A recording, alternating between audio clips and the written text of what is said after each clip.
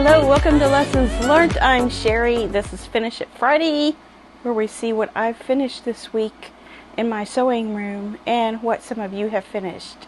So welcome back for some of you.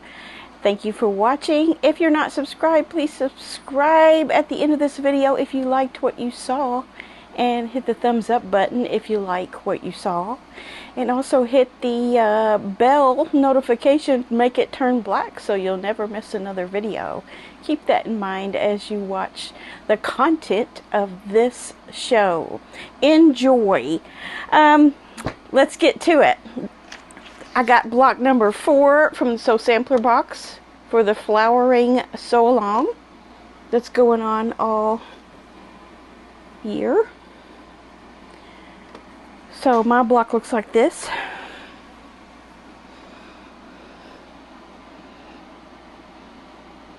And I'm using Floret from Riley Blake Designs. It's a little bit older line, but it was a fat quarter bundle that I had laying around for a long time, and I'm making it go away with this project.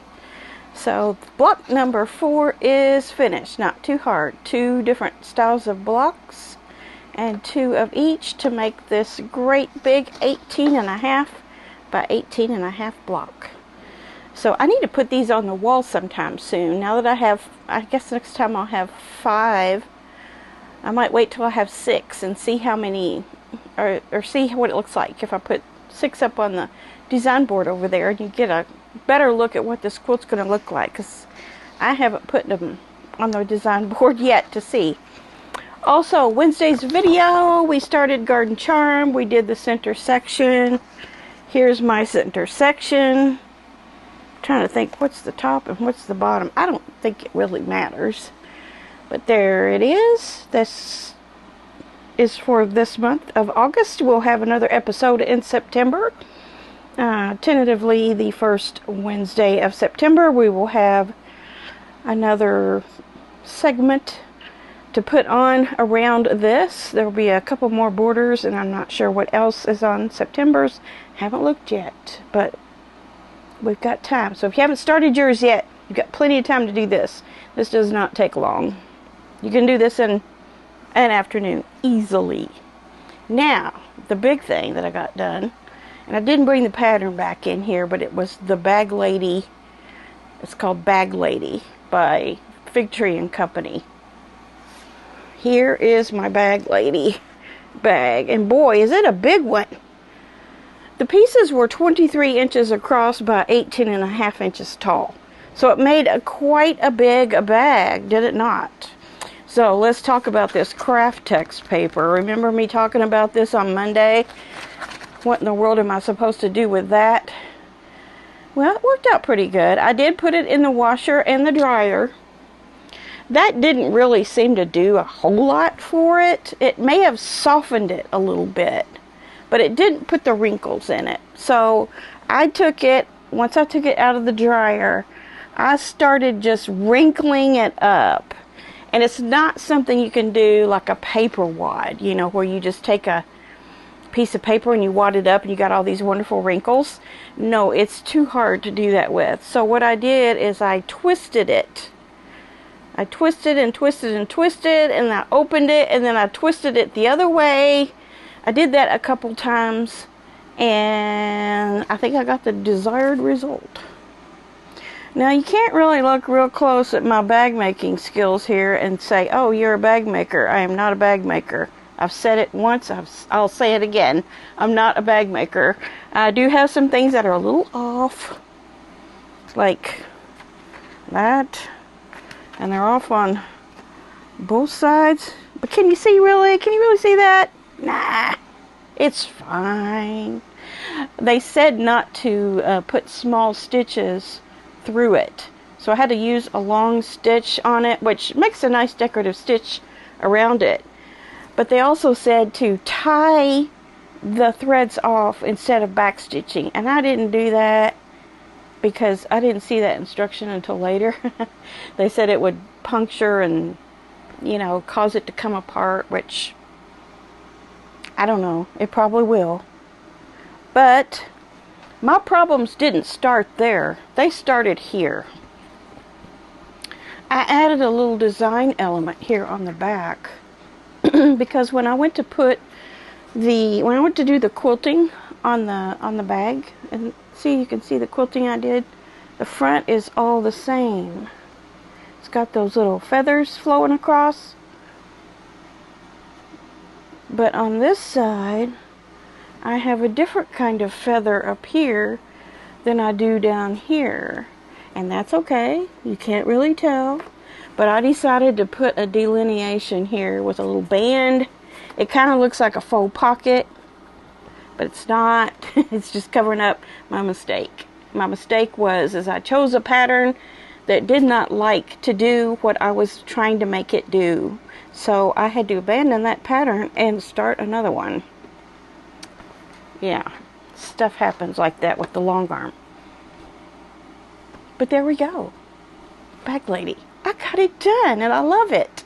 I love it. I would certainly use this. If I was packing away for a weekend or something, I would definitely use this. Put some sewing things in there, throw it in the camper, whatever. You know, this would be really good for that. And I did a little bit of a seam binding in the bottom, which it didn't call for. But I just didn't like those raw seams, so I made some binding to cover those up. I did not do that on the side because I didn't want the binding showing on the top here. But it's fine. It's fine. I like it the way it is. I was kind of done at that point too. So I like how it turned out. Turned out good.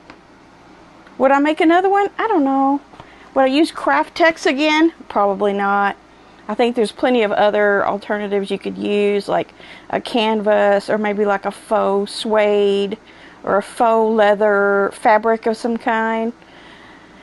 Yeah, this was especially here, it was very hard to deal with. I mean, it will be flexible if you force it to, but it's not an easy process. It's not something, if you've got arthritic hands or something, you wouldn't like it at all.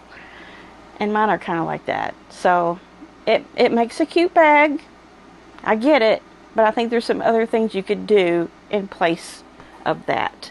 And then I also used something else from the Denim and Daisies line for these, for the handles. I didn't like the fabric that they had. It was just like a kind of a lightish color chambray, but it was just plain. Had no pattern to it. And then I had some of this left, but you know how that goes when you make narrow strips, you don't know where this pattern's going to land. So this was good.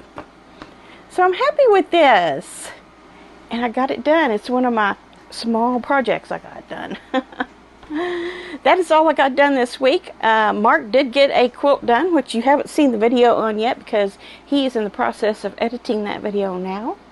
But we hung his quilt up today and took photos, so pretty soon you will have a scrappy pattern that you can use to use up your scraps. So let's get to the show, alright? I usually pick 10 people that have sent in their photos of recent finishes, and I display those here on the screen like a little trunk show, if you will, quilt show. So hang on for that, and I'll be narrating through that, and then I will come right back here to wrap up the video. Enjoy our 10 submissions today.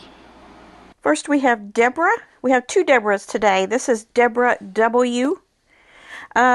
She said with her quilt here that she's trying for a no-buy year. And she needs to make room for new fabric. So she's trying to decrease her scraps. And this is why she liked this pattern from the Opinionated Quilter, who is also a YouTuber. And it says it does not give me more scraps when I am done.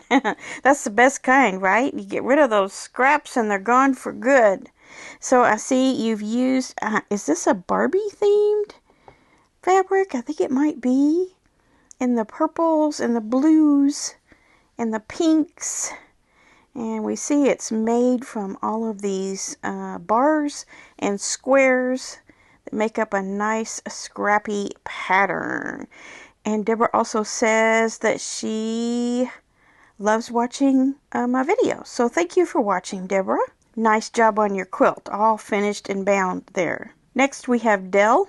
She says, I absolutely love your pattern, Sherry. Thank you so much for sharing it with us. I had to finish the pick and mix before I allowed myself to do this one. Well, I finished the top of the pick and mix, but had to put it aside to sandwich and quilt later, as I fell in love with the vintage violets and wanted to gift it to a special young lady who turned 18. She says, I was so happy with how it turned out, even though I only put the binding on, washed and dried it yesterday afternoon. Now this was back on July 27th. So she was able to make this up pretty much in a day or so.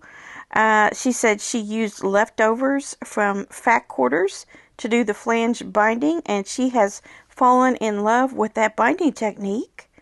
All in all, she feels very, very happy, and she says, thank you so much for your inspiration and share the joy of quilting. My pleasure. So, love your quilt in the blues and the bright greens and the yellow centers. Love it. And looks like the recipient loves it as well. And look at that. I love how you wrapped it up for her. Very nice. Next we have Jane. She says, I designed and made this quilt for my first great niece. Machine and hand quilted. I always like hearts stitched into the quilts. All fabrics from my stash, including the beach mice blocks. They were from draperies I made decades ago. A 6-inch or 8-inch block would work too. Instead of bias edge, I made frame style with triangle corners for a rod. And she says this is the first time that she shared, and Jane is from Ontario, Canada. Thank you, Jane, for sending in your first submission here to Finish It Friday. Love having you, and love your little quilt. How appropriate for a great niece. And beach mice. And you had made curtains out of it. So she repurposed some curtain fabric to make this very, very cute little mouse-themed baby quilt. Good job. Next we have our other Deborah C. And this is her Jelly Roll quilt number 6. Let's see. She says, I'm trying to finish one every month because I have overbought. And my friends call me the Jelly Roll Queen. This is the Scones pattern from Simply Jelly Rolls by It's So Emma. My friends and I agreed to make this pattern, but as usual, I'm the only one who started it and finished it. It seems to be a variation on the potato chip block. Kind of. Jelly Roll is ties that bind, which I seem to have bought more than once, as I have several of them. The pantograph, or the edge-to-edge quilting she put on, is called Whole Lotta Love by Patricia Ritter. And it looks like a bunch of joined, intertwining hearts. Lots of curvy quilting. Looks very nice on it. Very cute quilt, and you always do a nice, neat, beautiful job. Sushma has placemats. She says, I stitched a set of 6 placemats in vibrant colors for fall for my daughter from my stash. It was a good break from larger projects. Each mat measures 17 by 12. Used some fall prints for the back as well, so they can be used both ways. I did free motion and stitch in the ditch quilting on my domestic sewing machine. And she says, let me know what I think. Well, I think they're gorgeous. And either side is good for fall. But with the fruits that you have on those, that fruit fabric, that kind of goes for summer too. So you can just use these for summer and fall. I love the brightly colored side, but the pumpkin side is nice too. And then there's another fall fabric in there, a leafy one. Good job. She says, love to see you on a regular basis and get inspired. Well, thanks for watching. Next we have Kayleen. She says, it's been a minute since I had a fully finished project. That happens sometimes. She says, this is a wall hanging I made for my sister's new office. She asked for something inspirational and bright. I happened to have a Crayola panel that had inspirational sayings, so I used a few squares from that and made up this bear paw pattern. I did the grid pattern quilting on my Juki. And she says, thanks for your content. I enjoy watching while I drink my coffee and do my morning sewing. Great. Yeah, I see the little inspirational sayings. Perfect for an office. And using the bear paw pattern. Gave an opportunity to use those squares. Looks great. I like the little dot with the dark background as well. I'm sure she's using that and enjoying it every day, reading those inspirational sayings. Spread your wings. Kindness is like confetti. Keep moving forward and rise above. Cute. Very cute. Grace she says, my friend Tammy suggested your channel. She's been watching it for a while. She met you at a Sew Yeah Quilt Shop retreat and enjoyed sewing at your table. By the way you spelled Tammy, I know who you're talking about. We had a great connection on our retreat. So this is really special. It's funny how we're all connected. She says, we've been sewing once a week together at her house for about 2 hours, and I have learned a lot from her.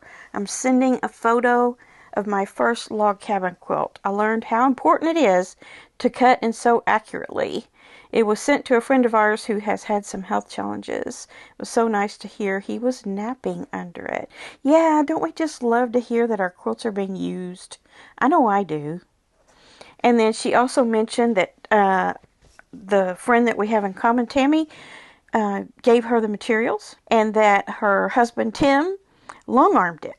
And I remember Tammy talking about her husband working with the long arm and loading the quilts for her back then. So now he's actually long arming. That's pretty cool. Good to hear from you, Grace. Daphne has a recently completed baby quilt. And this is for the daughter, her daughter's co-worker.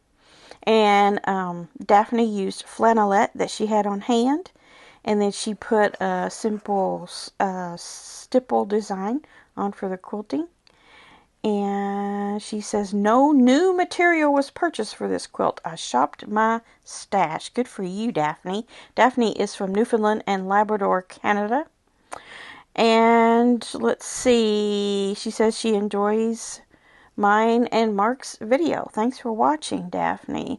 I love your quilt. I love a little, it's kind of like a partial trip around the world. I will call it. It's kind of like one corner of a trip around the world, but I love how you arranged your blocks. And I see Winnie the Pooh on there. I see dinosaurs. I see, what else do I see? Bugs and firefighter gear and woodland animals. Beautiful quilt for someone, kind of like an I Spy sort of quilt for a child. Perfect. And on the back you have that honeycomb fabric, kind of like a cheater print with the woodland animals that matches the front. Very good. Nice bright green border and binding around it too. Ellen's a good friend of mine from way back when.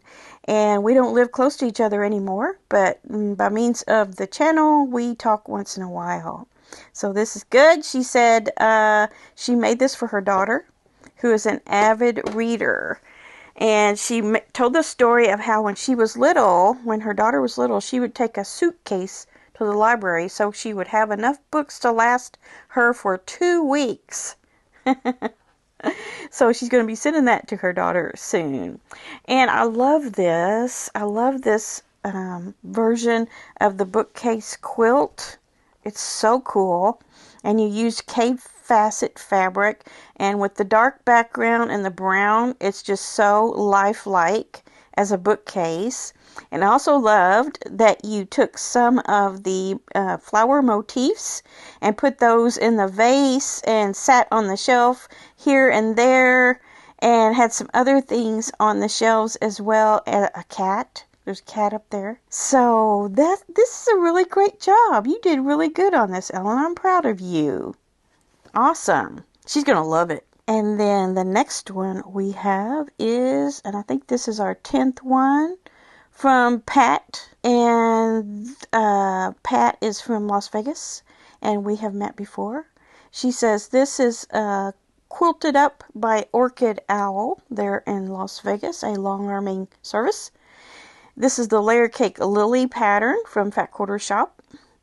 And she used her stash instead of pre-cuts. It's about 70 by 70-ish. I love the quilting on it. Well, I mean, I love the fabric too, but the quilting, that design is really cool. It's kind of a Baptist fan, but it's almost more of a concentric rainbow. But they did a great job on that. I love it. Very nice. Okay, that's it for this week. All right, another nice show. Everyone did a great job. I still have some photos in the queue that some of you may have sent this week, but they will go on next week. So that's great. Just keep sending them in. They will get shown eventually. If you ever don't see your submission on here, it could be that I accidentally deleted it, so send it again. Or it could be that it just doesn't match up with the requirements that I have in the description box for submitting photos. So check those out first, and then you can avoid all of that. All right, this weekend, I'm going to be busy this weekend. I have to take my 2 quilts to the fair to enter them. So I'm going to take those over there. The fair's not started yet, but the 9th, which is Saturday, is the day to turn those in. So I've got to get over there. And it's not very far. It's probably only 15 or 20 minutes from here. But you know how it is when you got some kind of errand like that. It just takes up your whole day. So I'm going to do that. That's the thing that's most on my mind right now. Beyond that, I don't know. I might rifle through the rest of my smaller projects and see what I might want to get into. If there's nothing there, I don't know. You know what? I'm thinking about rearranging my room. I'll probably still have this backdrop, but I'm thinking about moving a couple of pieces of furniture around, which means that this backdrop will be a little bit farther behind me, and I'll be a little bit closer up. I mean, you know what I mean. This stuff will be farther behind me. I have another table over here that I'm not using very wisely, and I want to go ahead and maybe put it back here across so that I can use it wisely and move my sewing cabinet forward a little bit more than it is, and then take this little set, which is a set of drawers that matches the cabinet, and put those along the side here where I can use that area a little more effectively. So I think there's some improvements I can make right here where I sit the most and make myself more productive. So I might do something like that this weekend, and that, that always involves cleaning baseboards, cleaning walls, cleaning floors, cleaning drawers, whatever the case may be. So that might be what I'm doing. Whatever you're doing, do it. Keep going on it. Start something new. Do some rearranging. Whatever the case may be, just do something. So keep those quilt projects going. Keep your sewing life alive. And we will see you back here on Monday for Monday Quilt Chat, where I talk about things in my quilty world and in the quilty world in general. All right, have a great weekend, and I'll see you then. Bye.